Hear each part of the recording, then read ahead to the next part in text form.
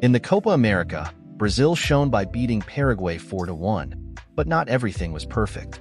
When analyzing the details, we realized that, individually, the players did not perform so brilliantly. So, how did Brazil achieve this impressive result?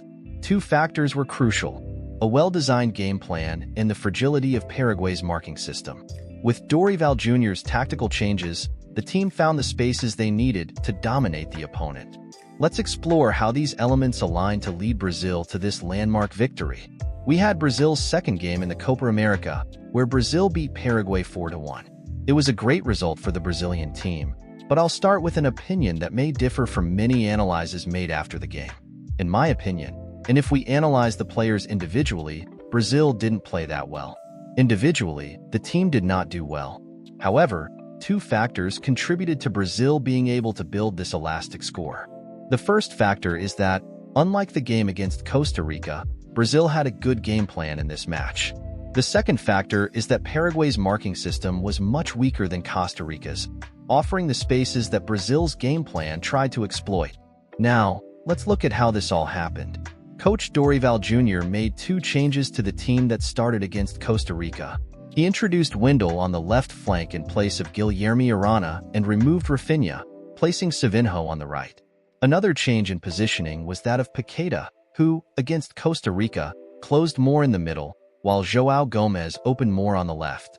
Against Paraguay, Paqueta stayed more on the left, perhaps to try a counterattack together with Vinicius Jr. and Rodrigo's approach. Organized without the ball, Brazil continued to use 4-4-2 to defend themselves in a low block. The big change was with ball possession. Brazil's game plan with the ball, especially in attacking plays, was much better than against Costa Rica. Let's understand how it worked. The plays came from both the right and the left. Attacking Paraguay in defensive organization, in a medium block, going to the low block, the two wingers were wide open. Vinicius Jr. on the left and Savinho on the right. Paqueta and Rodrigo looked for spaces between the lines, with João Gomes and Bruno Guimarães further outside the block, and the line of four defenders opening up for the fullbacks to support the attack. When Brazil attacked from the right, Bruno Guimarães passed to Danilo, who advanced and left the ball with Savinho. Paraguay's defenders did not go out to cover the fullback, exposing him, and Savinho, when going inside, opened the corridor for Danilo, who made the movement on the outside. This crossover dynamic was more frequent than what we saw with Rafinha and Danilo against Costa Rica. Vinicius Jr.'s movement on the left, attacking the space between the fullback and the defender, was repeated in several moves. Technically, Brazil did not have the best performance. Many times, the players weren't at their best, but the moves ended up bearing fruit due to the good game plan.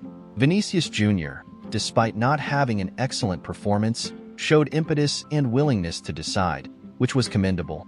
When the play started on the left side, Wendell showed two alternatives: pass or not pass by Vinicius Jr. When he passed, he didn't pass on the outside, as Arana did, but attacking the fullback to create a 2-on-1 situation.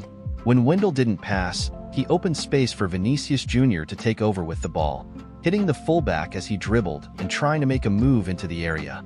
Brazil's game plan matched Paraguay's fragile defensive system perfectly. Brazil's first goal came from a play on the left, with Vinicius Jr. starting the play and, after a play with Bruno Guimarães and Paqueta, who returned it first time, scoring a great goal. In the second goal, another play from the left, Wendell passed, Rodrigo presented himself, the Paraguay defense gave space, and, after a cut and finish by Rodrigo, Savinho took advantage of the surplus and scored. It is important to carry out an analysis that is not just based on the score. Just because it was 4-0 doesn't mean everything is perfect. Individually, the Brazilian team didn't do so well, but the changes in the game plan made the difference. With a good game plan, Brazil managed to make the match easier for themselves, scoring 3 goals in the first half and making the second half more relaxed. A 4-1 victory significantly boosts the players' confidence, which could be crucial for the next Copa America games. This positive result gives the team a morale boost and demonstrates that Brazil has the potential to be a dominant force in the tournament. However, this victory also brings to light the need for a critical and detailed analysis of the team's performance. Despite the elastic score, the players' individual performance was not impeccable. Technical execution often left something to be desired, and basic mistakes were made. It is essential that the coaching staff and players use this victory as an opportunity to identify areas for improvement, especially considering the tougher challenges that lie ahead. Against stronger opponents, such as Colombia, Brazil will need an even more refined and efficient game plan. Colombia has a solid defense and a dangerous attack, which requires meticulous preparation to avoid critical mistakes. Possession of the ball in dangerous areas must be protected carefully, and players must be aware of the quick transitions that high-quality teams can make. Dorival Jr. has already shown the ability to adjust the team tactically, as evidenced by the changes made in the match against Paraguay. However, facing a team like Colombia requires not only tactical adjustments, but also impeccable execution from the players. Every pass, every movement, and every decision on the field must be made with precision to minimize risks and maximize opportunities. Furthermore, the ability to adapt during the game will be crucial. Colombia is known for its ability to change the dynamics of the game quickly, and Brazil will need to be flexible to respond to these changes. Communication between players and reading the game will be essential to adjust the strategy as necessary. The 4-1 victory against Paraguay should be celebrated, but it should also serve as a warning of the need for continuous and rigorous preparation. Brazil has talent and potential, but the path to success in the Copa America requires more than isolated victories. It requires a deep understanding of one's capabilities and limitations, as well as an unwavering commitment to constant improvement. While confidence is high after a resounding victory, the real test will come against higher-caliber opponents. Brazil should use this victory as a springboard, but with its eyes wide open to the challenges that lie ahead. With a focused approach and precise execution, the Brazilian team can turn this confidence into a successful Copa America campaign.